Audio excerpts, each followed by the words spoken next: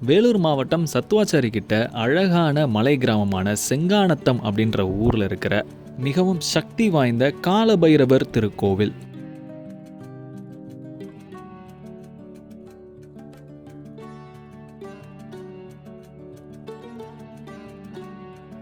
வேலூர் மாவட்டம் சத்துவாச்சேரி அப்படின்ற ஊருக்கிட்ட பார்த்தீங்கன்னா அழகான மலைத்தொடர்கள் இருக்குது. இந்த மலை மேலே இருக்கிற செங்கானத்தம் அப்படின்ற அழகான மலை கிராமத்தில் தான் இந்த கோவில் அமைஞ்சிருக்கு.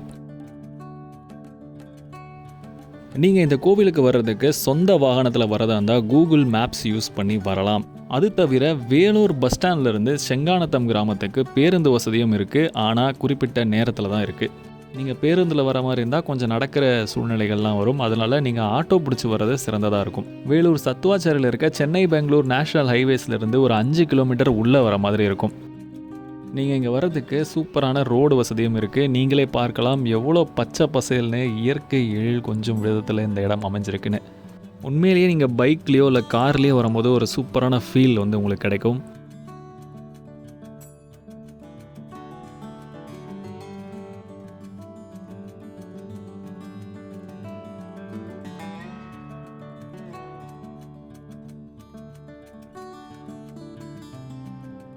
நீங்கள் வேலூர் பக்கத்தில் இருந்தீங்கன்னா சூப்பராக ஒரு ஃபேமிலியோட டைம் ஸ்பெண்ட் பண்ணுறதுக்கான ஒரு நல்ல இடம் தான் இந்த செங்கானத்தம் கிராமம்.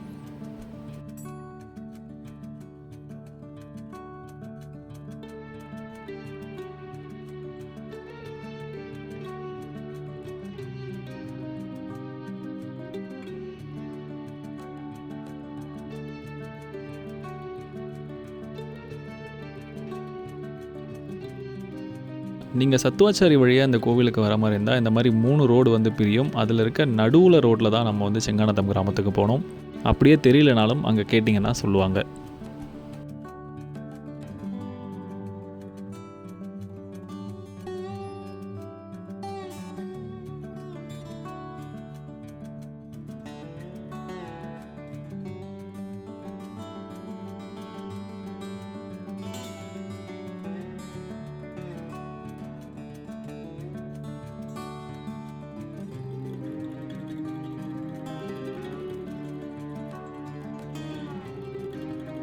நீங்கள் அந்த 3 ரோடு பிரிகிற இடத்துலேருந்து ஒரு 5 நிமிஷம் டிரைவுக்கு அப்புறம் ரைட் சைடில் இன்னொரு ரோட்டில் கட் ஆகணும். அங்கே வந்து போர்டும் வச்சுருப்பாங்க, ஸ்ரீ காலபைரவர் கோவில் செல்லும் வழி அப்படின்னு. நீங்கள் அந்த ரைட்டில் கட் பண்ணி உள்ளே போகணும்.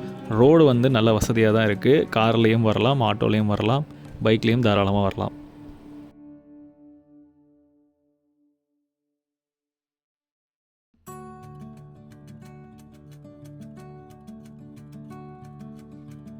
கோவிலுக்கு நம்ம ரீச் ஆகியாச்சு. நீங்கள் சத்துவாச்சாரியிலேருந்து ஒரு 20 நிமிஷத்துலேயே இந்த கோவிலை வந்து ரீச் ஆகலாம்.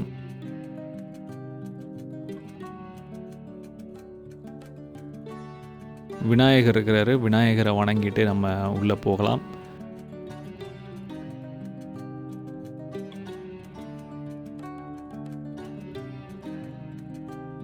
நம்ம முன்னோர்கள் காலத்துலேயும் சரி, இப்போயும் பல கோவில்கள்லையும் சரி, கற்களை வந்து சாமியாக வந்து வச்சுருப்பாங்க.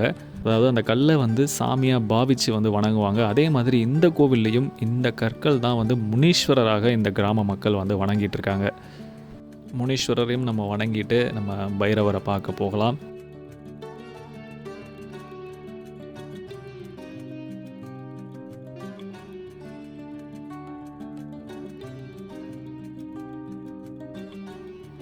இவர்தான் நாம் தேடி வணங்க வந்த இந்த கோவிலோட மூலவர் அருள்மிகு காலபைரவர். மிகவும் சக்தி வாய்ந்த கோவிலாக இந்த கோவில் இந்த சுற்று வட்டாரத்தில் விளங்குது. இந்த ஊர் மக்களோட விவரம் தெரிஞ்சு சுமார் 200 ஆண்டுகளுக்கு மேலாகவே இங்கே மக்கள் வந்து இந்த பைரவரை வந்து வணங்கிட்டு இருக்காங்க அப்படின்னு சொன்னாங்க. அதை விட பழமையானதாக இந்த கோவில் இருக்கலாம் அப்படின்னு நம்புகிறாங்க. இந்த கோவிலில் வந்து எப்பயுமே வந்து பக்தர்கள் வர்றதில்லை.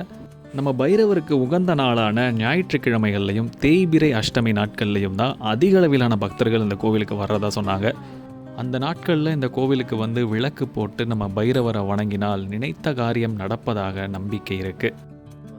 இது வந்து பைரவருக்கு விளக்கு போட்டு கும்பிடுவாங்க.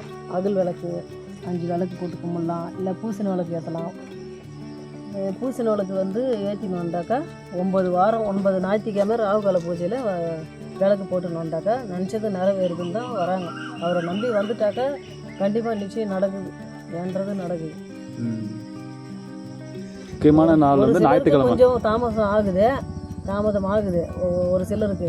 ஆனால் ஒரு சிலருக்கு டக்குன்னு கூடி வந்துடுது. குறிப்பாக ஞாயிற்றுக்கிழமையில் ராகுகால வேளையில் இந்த கோவிலுக்கு நிறைய பக்தர்கள் வந்து பைரவருக்கு விளக்கு போட்டு வணங்கிட்டு போகிறாங்க. அதுபோல் தொடர்ந்து 9 வாரங்கள் ஞாயிற்றுக்கிழமையில் ராகு காலத்தில் பைரவரை வணங்கினால் நினைத்த காரியம் நடக்கும் என்பதும் அதுதான் இந்த கோவிலில் பைரவரை வணங்கும் முறை அப்படின்னும் இந்த ஊர் மக்கள் சொல்கிறாங்க.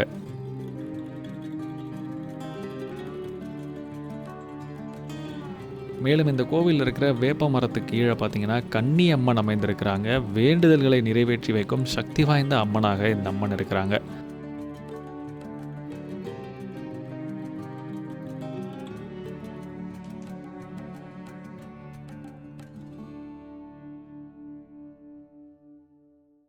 நம்ம எல்லாருக்குமே தெரியும், நம்ம கால பைரவரோட வாகனம் நாய்கள். அதுக்கு ஏற்றாற் போலவே இந்த கோவிலில் நிறைய குட்டி நாய்களும் பூனை குட்டிகளும் இருக்குது. நீங்கள் பிஸ்கட் பாக்கெட் வாங்கிட்டு போயிட்டு அதுக்கு வந்து தானமாக அளிக்கலாம். அப்படி தானமாக அளிக்கிறது பைரவருக்கே தானம் அளிக்கிற மாதிரி அப்படின்ற ஐதீகமும் இருக்குது.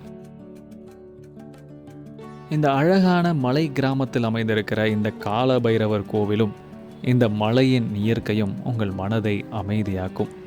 நீங்கள் எப்போயாவது வாய்ப்பு கிடைச்சா கண்டிப்பாக இந்த கோவிலுக்கு ஒரு முறை போய் பார்த்துட்டு வாங்க.